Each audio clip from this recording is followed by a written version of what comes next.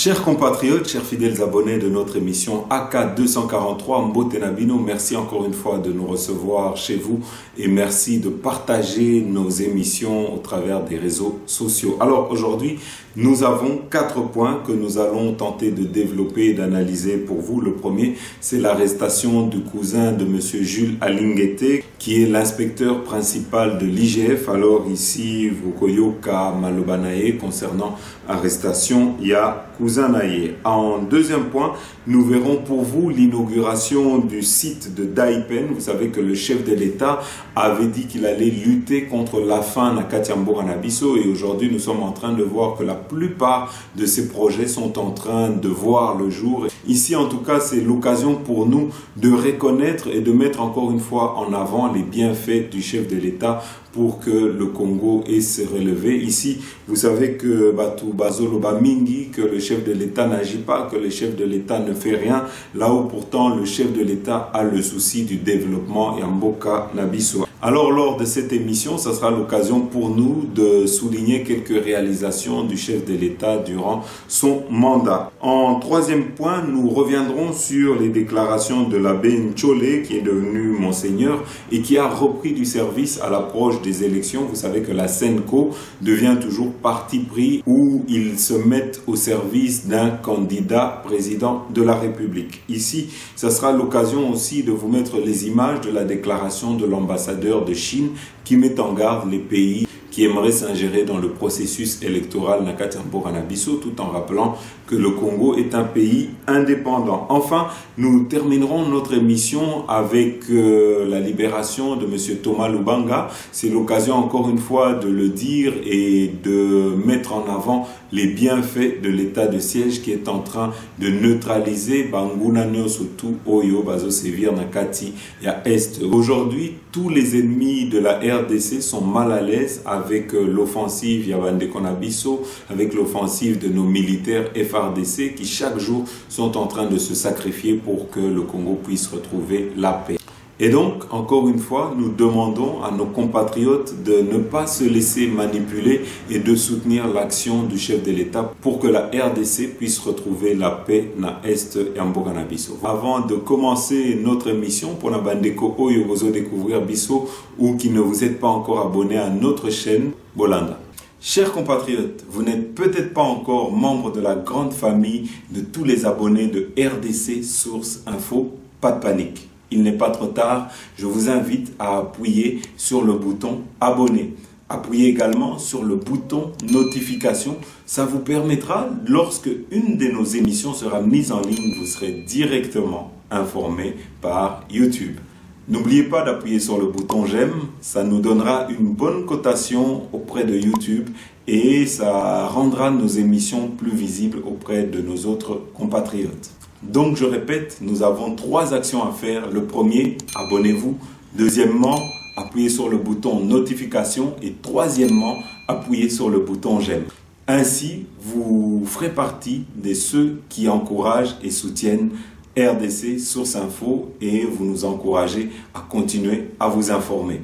Voilà, chers compatriotes, ici Tobandi directement avec le premier point, c'est l'arrestation et l'incarcération du cousin de M. Jules Alinguete.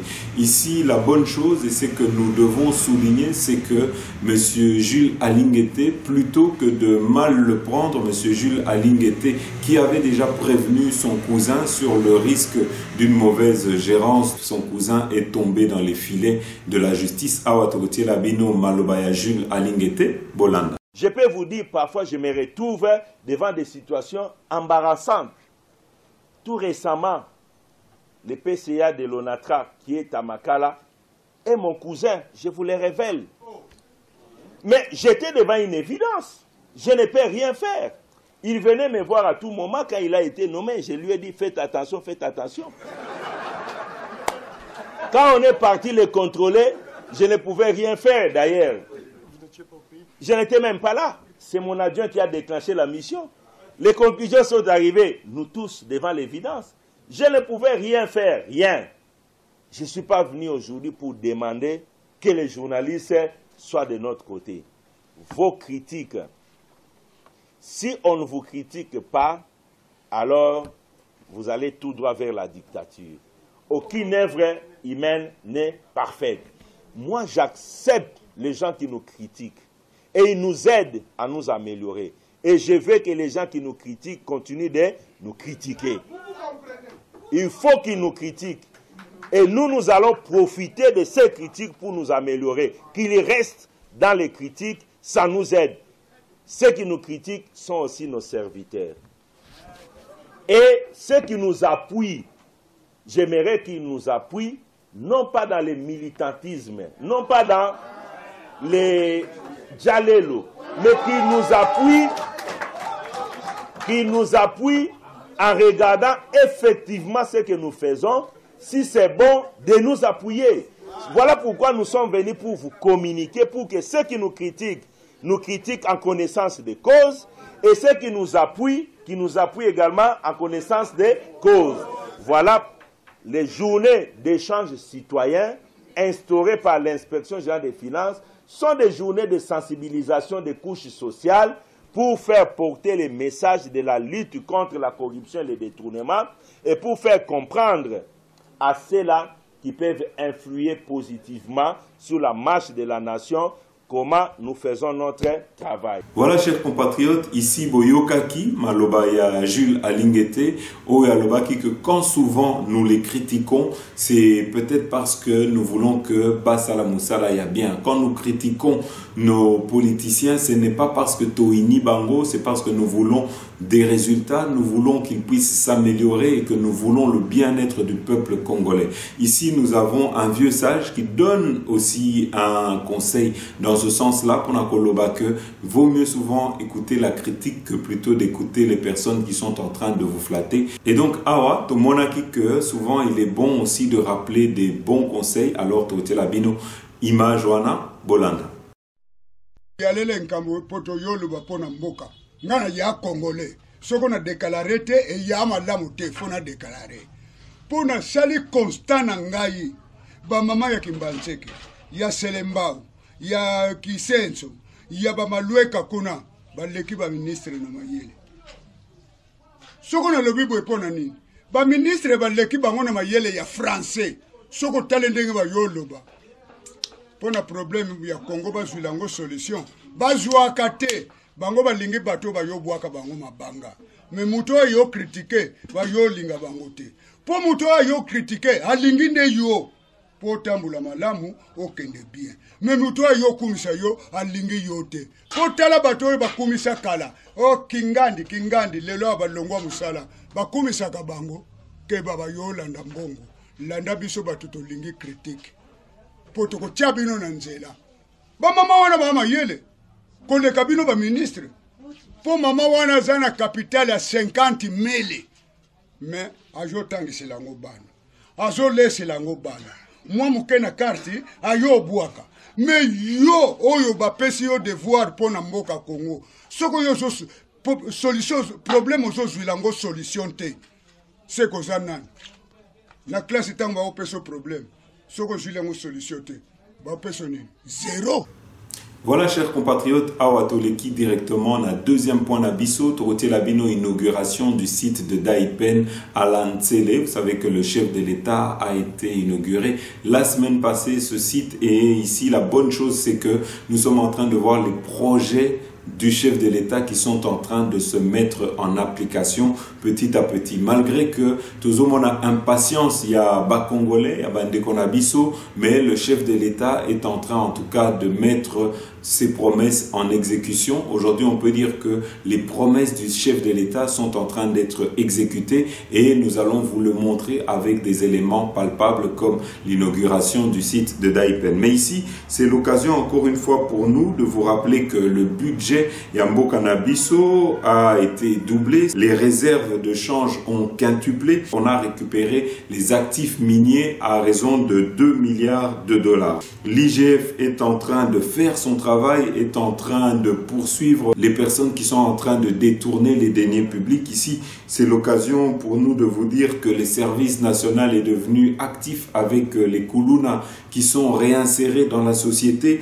Ici, c'est l'occasion pour nous de vous dire que la Société nationale des chemins de fer est en train de se mettre petit à petit en marche. On a augmenté le salaire des enseignants, des médecins, des soldats. Mais malgré tout ça, on essaye de nous faire croire que le chef de l'État ne travaille pas, ne fait rien. On essaye de nous faire croire que le chef de l'État est plutôt dans la distraction et dans la jouissance, alors que le chef de l'État a le souci du peuple d'abord. Le peuple d'abord, aujourd'hui, n'est plus un slogan et nous pouvons en tout cas vous en donner la preuve avec cette inauguration de Daipen Bolanda. C'est une première depuis son accession à la magistrature suprême de se rendre en personne dans la grande concession du domaine agro-industriel et présidentiel de Landsele.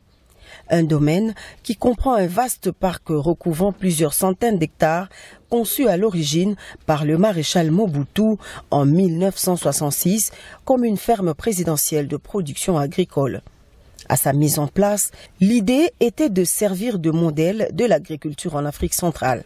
Daipen connaîtra ensuite les pires moments de son existence vers les années 1990. Avec l'aide des investisseurs israéliens, le domaine agro-industriel et présidentiel de Landsele essaye tant soit peu de renaître de ses cendres. Ce jeudi 14 avril, le site a reçu la visite du chef de l'État Félix Antoine Tshisekedi Tshilombo qui est venu palper du doigt ce qu'est devenu ce grand géant agropastoral de la RDC. À son arrivée sur le site, le président de la République a été salué par un comité restreint d'accueil constitué des officiels et des responsables de la firme LR Group. Au total, 6 différents sites ont été visités par le garant de la nation. Tout commence ici, sur cette poulette où s'effectue l'élevage des pondeuses qui produisent des œufs frais prêts à la consommation.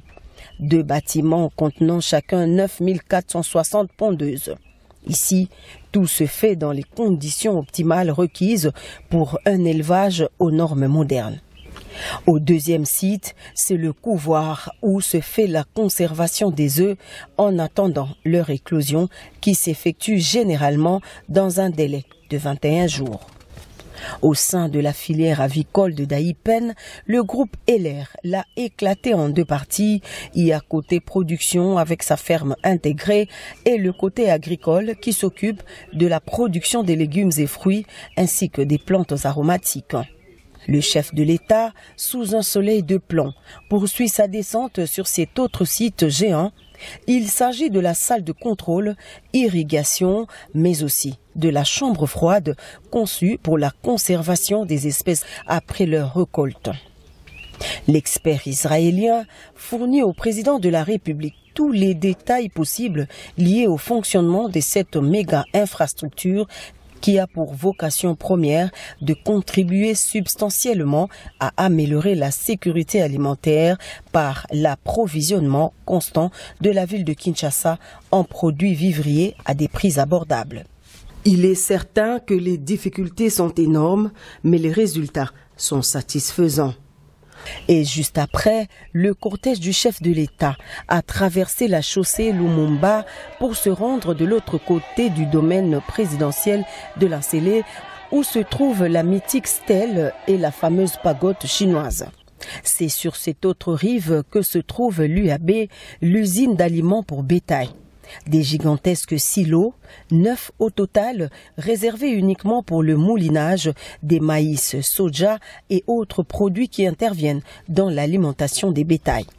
L'usine réhabilitée n'est pas encore inaugurée, mais peut produire jusqu'à 10 tonnes d'aliments pour bétail par heure.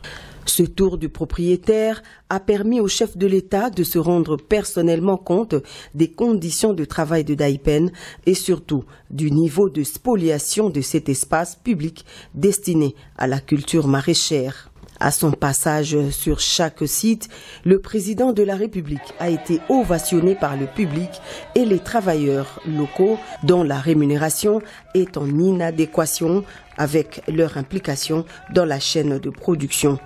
Ils sont au total 380 agents qui ont reçu du chef de l'État la promesse d'améliorer leurs conditions salariales. Commencé vers 14 h, c'est au coucher du soleil, au bord du majestueux fleuve Congo, que le président de la République a bouclé cette longue visite. C'est dans ce bâtiment, au son de caquettement des volailles, que se trouve l'abattoir. Une chaîne rotative qui part du déplumage à la conservation en passant par le nettoyage et la chaîne de froid où se fait la conservation des poulets destinés à la vente au public. Dans la suite du chef de l'État, il y avait son directeur de cabinet, Guylaine Mboumbouizia, et le conseiller principal au collège planification, agriculture, pêche et élevage, l'ingénieur Ambroise Kazumba Mukinaï. Côté gouvernement, il y avait le ministre de la Communication et Médias, porte-parole du gouvernement Patrick Mouyaya Katembwe et son collègue du tourisme Moderon Simba. Plusieurs autres officiels ont accompagné le président de la République, Félix-Antoine Tshisekedi Tshilombo, dans ce vaste domaine de l'Ancélé. Voilà, chers compatriotes, Toleki directement dans le troisième point d'Abisso. Vous savez qu'il n'y a pas longtemps de cela, Monsieur Labenchole est devenu Monseigneur. C'était le temps de profiter de la Jeep qu'on lui avait donnée par le chef de l'État. Mais le voilà, il est revenu aujourd'hui au combat contre le chef de l'État. Ici, nous dénonçons cet agissement parce que nous vous disons l'Église doit être au milieu du village. Souvenez-vous des paroles même de Jésus-Christ. Il avait dit à César ce qui est à César et à Dieu ce qui est à Dieu. Ici, nous ne pouvons pas mélanger l'Église et en même temps la politique. Ou soit, bande qu'on a biso, ba bencho le balongo la basutan na bango et batia ba costume, ba kota parlement ou bien batia libaya, comme ça, va voter bango en tant que député. Comme ça, s'ils ont réellement le souci du peuple, comme ils disent, ils pourront défendre le peuple à partir du Parlement. Que plutôt dans lequel ils sont en train de se vendre, dans lequel ils sont en train de vendre leurs services. D'ici, Togotier Labino, donc activisme, il y a monsieur Monseigneur Nchole, et donc Togotier Labino, intervention Nae, Golanda.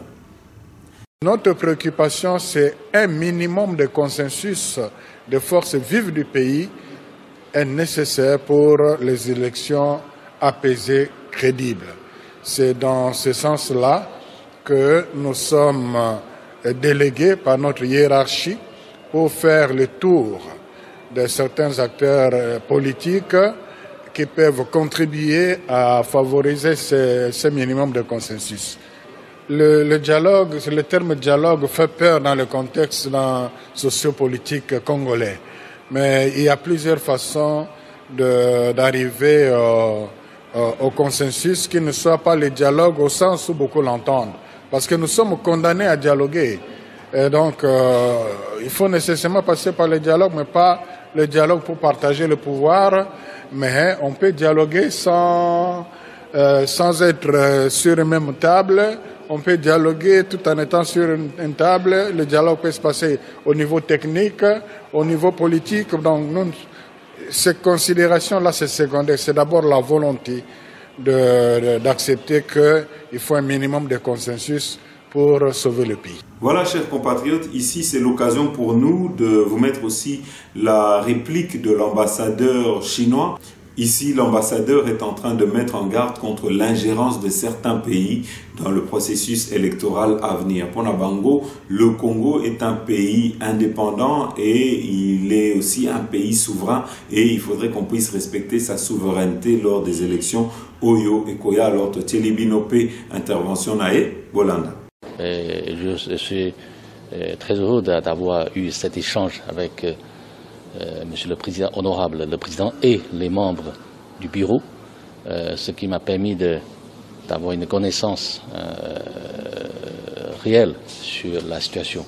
Il a aussi réitéré la position du gouvernement chinois sur le processus électoral en République démocratique du Congo. Donc cette position se résume en 3 points. D'abord, le processus électoral, c'est une affaire congolaise. Donc c'est aux Congolais de piloter et de contrôler ce processus. Les États étrangers ne peuvent pas faire des ingérences dans les affaires intérieures du Congo. Deuxième point, ce processus électoral est très important pour l'avenir de la RDC.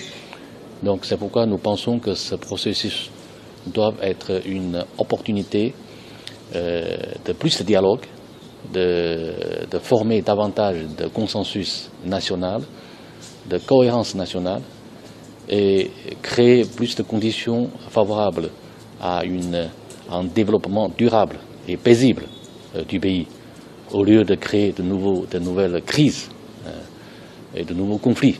Troisième point, la Chine, nous sommes en tant que partenaire stratégique et pays membre permanent du Conseil de sécurité, nous sommes attentifs à ce processus électoral.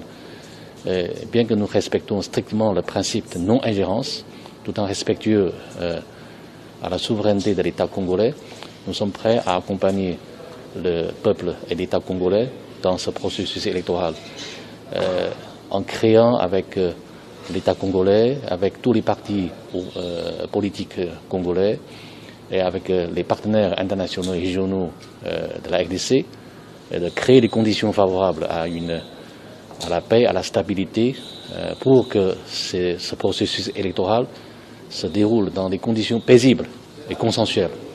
Voilà, chers compatriotes, avant de terminer notre émission, nous allons vous mettre le 4e point. C'est la libération de M. Thomas Lubanga et de l'équipe qui l'accompagnait pour négocier avec les miliciens de la Codeco pour qu'ils puissent déposer les armes ici. Nous vous disons et nous le rappelons, nous continuons en tout cas à soutenir cet état de siège qui est en train de produire ses fruits. Aujourd'hui, quand vous voyez que le Rwanda est en train encore de réarmer le M23, c'est qu'ils sont mal à l'aise, c'est que Business Nabango est en suspens et nous devons en tout cas soutenir et continuer à encourager les efforts du chef de l'État pour amener la paix na kati ya mboka na biso. Mais ici, nous allons vous mettre l'intervention et la prise de parole de M. Thomas Lubanga Bolanda. Je manque de mots pour remercier et féliciter notre armée. Nous étions dans le goulot d'étranglement. Il n'y avait plus d'issue pour nous. Vu les enchères qui étaient montées autour de nos personnes, nous constituons pour nos ravisseurs des trophées avec lesquels ils pouvaient faire des chantages autant qu'ils le voulaient et pendant des mois. Mais une coordination parfaite de nos forces armées avec le colonel qui était avec nous a conduit à défaire ce groupe qui ne réfléchit que le mal. Nous avons bénéficié des orientations véritablement professionnelles de la part de secteurs opérationnels, de la part de la garde républicaine, de la part de la maison militaire. Tout était mis en œuvre pour que notre libération puisse réussir. Et c'est une libération de guerriers, c'est une libération de bravoure. Et franchement, la Task Force est fière de notre armée. Nous sommes très touché par la sympathie qui a été montrée par cette population à notre égard. Son assiduité et le suivi que tout un chacun faisait de notre situation nous a réconfortés et nous a permis de vivre ce moment terrible, ce moment de frayeur, ce moment de découragement, ce moment d'incertitude. Nous pensons que l'opération qui a été menée aujourd'hui a été possible grâce à ce courage qui nous venait de toute la population de l'Ituri en général.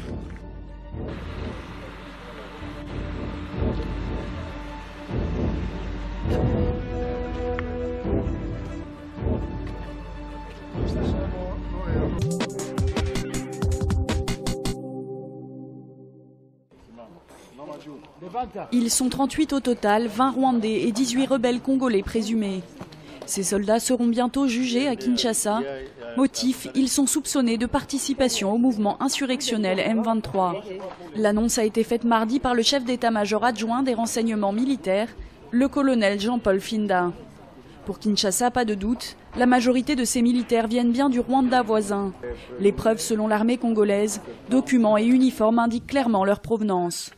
Aucun document prouvant leur origine n'a été montré à la presse, mais certains d'entre eux ont témoigné.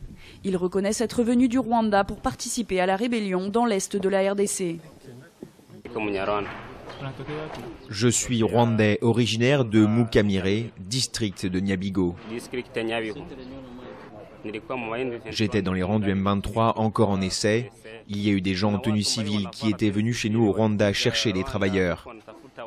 Ils nous ont dit qu'ils allaient nous donner du boulot. Mais quand on est parti, on a découvert qu'il s'agissait du service militaire. On a fui, car on ne veut pas la guerre. J'étais dans l'armée rwandaise jusqu'en 2006. Et puis je l'ai quitté et je suis allé chez mon frère à Bunagana. Et de là, on m'a sensibilisé pour intégrer le CNDP. Et puis après, j'ai intégré l'armée gouvernementale. Là, j'étais à Béni, au 807e régiment. Ensuite, j'ai encore intégré le M23. Et aujourd'hui, je demande qu'on me réintègre dans l'armée régulière ou sinon qu'on me rapatrie chez moi au Rwanda. Pour Kinshasa, ces arrestations sont la preuve formelle de l'implication du Rwanda dans le conflit au Kivu. Depuis le début de la rébellion, les autorités congolaises, tout comme l'ONU, accusent Kigali de soutenir les mutins.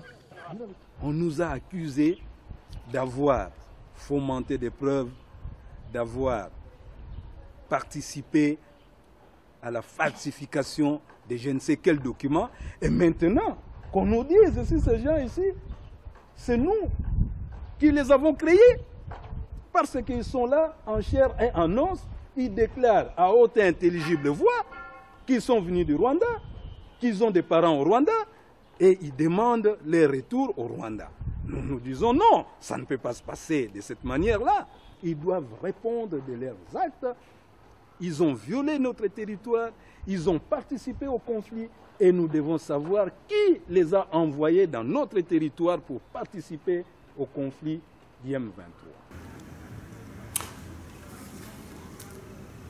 Voilà, chers compatriotes, c'est la fin de notre émission. Merci na Binonio Sotu Oyobolanda Kebiso. Merci de continuer à partager nos émissions dans les réseaux sociaux. Merci na Binonio Sotu Oyoboben Rabiso, Oyobo Tinda Rabiso, ba message pour nous soutenir Biso, Oyobo encourager Kabiso. À très bientôt.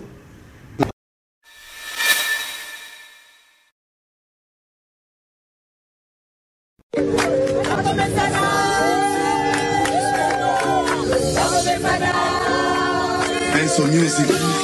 Oh mame, oh mame, oh mame, oh mame, oh mame, le le le, oh mame, le le le. Basala 18 ans, basale lokote, bazo senga bazonga ndelisuse, batika bafulwe bele na Congo balakela Congo na biso mabe. Bango baloba ki Kongwe ko bonga te facha zi Kongo apesi yango na Nzambe okasa kabinda yango esila okende universite esila baso de mouton musala kitoko okende Kisangani musala kitoko Kongo mobimba musala ezo salama bana bango yo batangi ofele politique et si bazonga prisonnier politique basi babima ebola kutu esila na este yango tobete la fachi maboko tobete la fachi nde maboko tobete la fachi nde maboko tobete la fachi nde maboko tobete la fachi nde maboko. Oh mame, oh mame, oh mame, oh mame, oh mame, le le le, oh mame, le le le. Baso de mouton musala kitoko, okende Kisangani musala kitoko, barème salariale matili souswe, même place likambo fachi ya kitina terrain, azope sa solution à tout problème, budget à Congo e matili suswe bango baloba ki kongwe kobonga fachaji Congo apesi yango na nzambe ebola kutu esila na este yango tobete la fachi maboko tobete la fachi